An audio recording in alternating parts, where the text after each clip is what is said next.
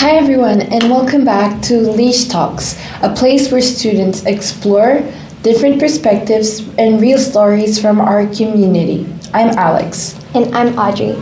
Today we're going to dive into a very fun and common topic, childhood then versus now. So we're comparing what it's like to grow up today and what it was like decades ago. Think, no smartphones, no apps, just your toys and just your friends.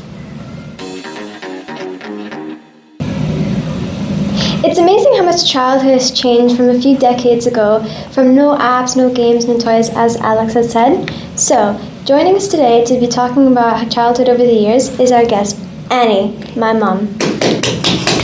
Thank you so much for having me here.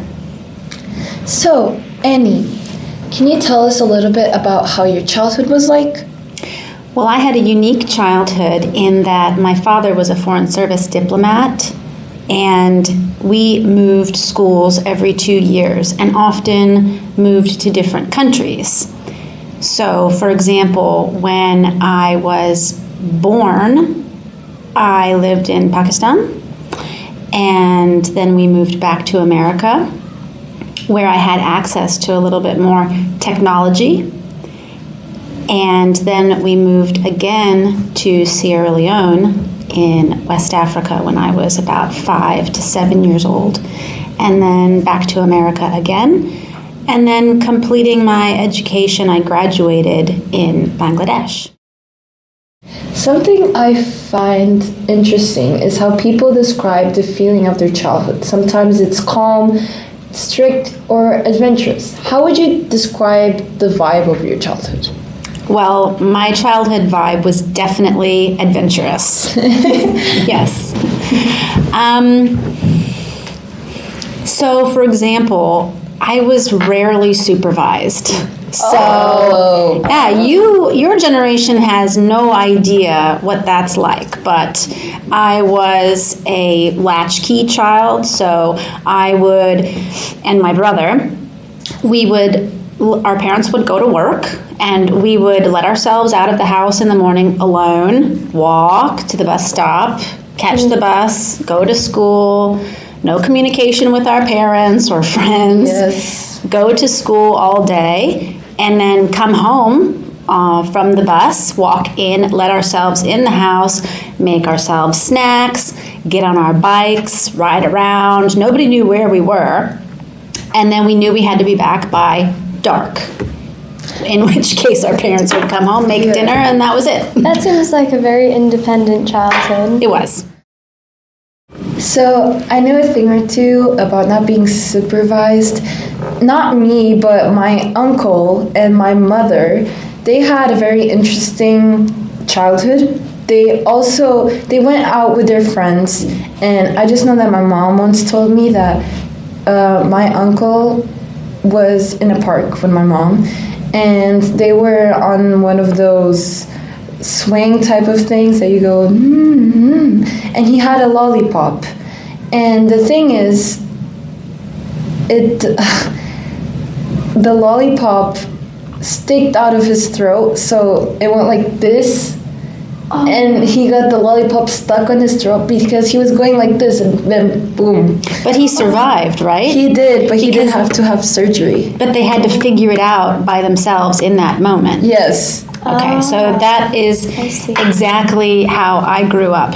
I remember being very far away from home and getting into a bike accident. I just hit something, the pavement was uneven, and I flew way over the handlebars.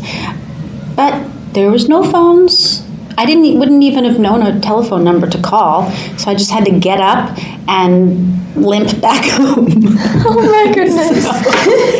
That seems quite rough. Well, we had to be resilient. And be independent. Yep. So back to technology, what we were talking about. So technology is growing very rapidly. Everything nowadays we use, even to film this podcast, we are using technology. So how would you describe that you would use technology? Was there some technology that you used back in the day, or was there hardly anything? Back in the day. yes, it was definitely much more limited than what you're used to. But we did have television. When I was living in America, we could turn on the television. Of course, it would have a strict schedule to follow. There was no streaming. You had to look in the paper at the TV guide to see what shows were on what days and what times. And I would watch Sesame Street, and that was basically it. And I also had one tape recorder where it was called Little Thinkers, and I would listen to a story, and then it would tell me to pause the tape, and I would draw a picture of what I could see in my imagination. As I got older, we did have video cassettes where we could watch movies, and that is the extent of my technology as a child. Well, that's really interesting. And it sounds adorable, actually really creative. It's so cute, the little name, the Little Thinkers. Yes, nowadays everything is animated and shown to us. Do you think that activity helped you as a kid? Definitely activity helped me as a child because we had a lot of free time, and so we would move around, we would go outside, climb trees. I remember I would wade into streams and I would catch tadpoles and I would bring them home to see, what happened. If they turned into frogs. Yes. Okay. A lot of them didn't make it, but I learned that lesson on my own. Good. So yeah, you go with your curiosity, and instead of maybe now your curiosity is technology driven, our curiosity was nature, IRL. Yes, whatever was around us, which was the natural world in a lot of ways. Or if you were artistic, you could use art supplies. I remember once I didn't have my dolls because I loved doll houses when I was young. I liked little things. Me too. But I didn't have them. I think it was, there was a move and they hadn't come yet. And so I took the popsicle sticks. Do you know these little wooden sticks? Oh, yeah. And I made little characters on them. I drew little faces and little outfits. Yes. And then I would play that way because I didn't have anything else. I just made up my own toys. My mom also had kind of a rough childhood. My grandparents didn't have a lot of money, so she got her first doll in Christmas when she was around 7 years old, and it was one of the first Barbie. It was her first Barbie. It was a ballerina Barbie. Oh. And she told me that, well, nowadays you get multiple presents for Christmas. True. But back then, for example, since my grandparents struggled a little bit with money was tight, my mom got one present and my uncle got one present, so one present for each. Even and fair. So Annie, as a mother of two, what's the difference between bringing up children now and your childhood? That's a good question.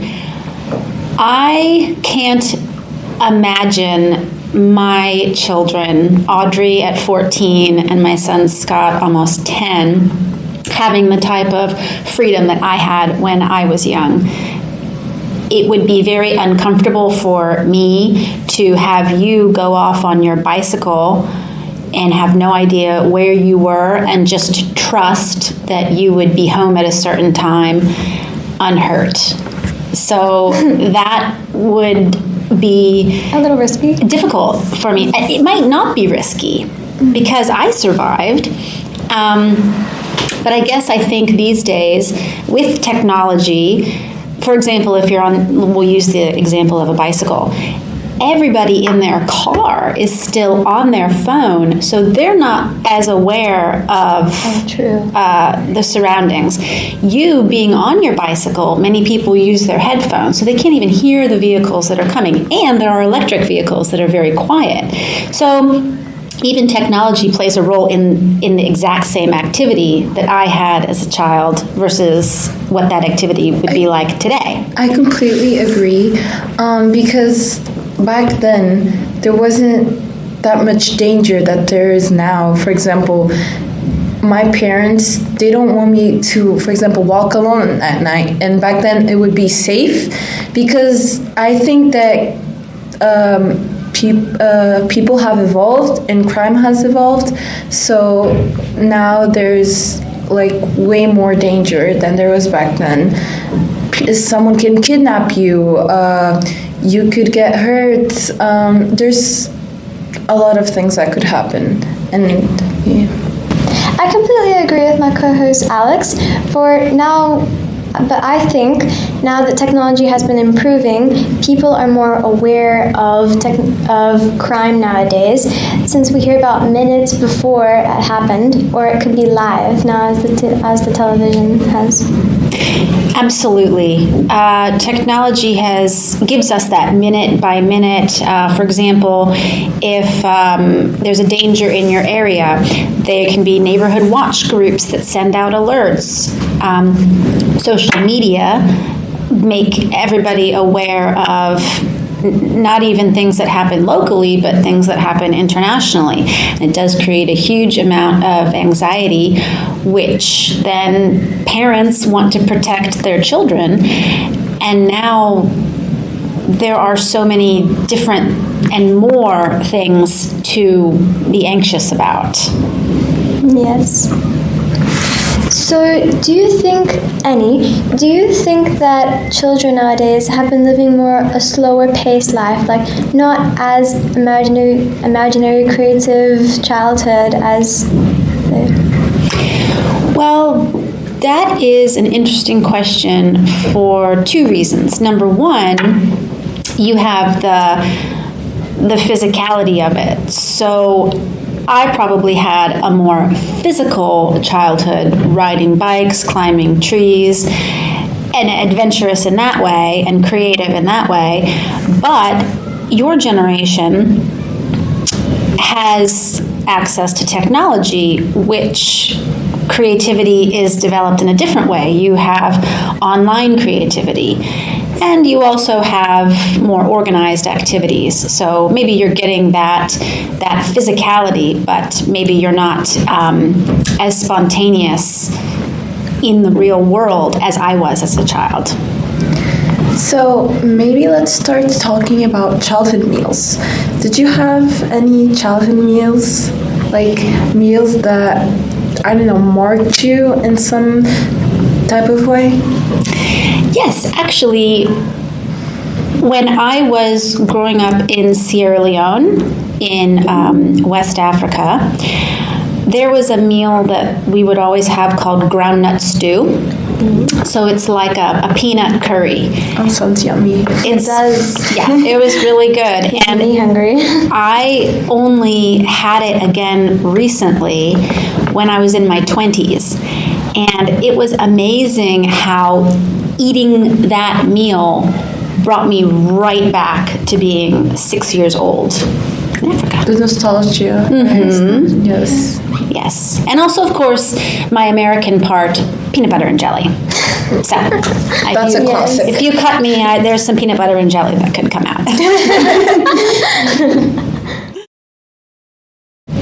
And that brings us to the end of today's LIS Talks podcast, part of our series, Rising Voices, where a student conversation leads the way. We've learned so much about childhood memories, nostalgic food, and technology. Thank you really for joining us, Annie. Thank you very much for having me today. It was a pleasure to talk to both of you. And thank you guys for listening. Make sure to follow LIS Talks so you never miss an episode. Bye-bye!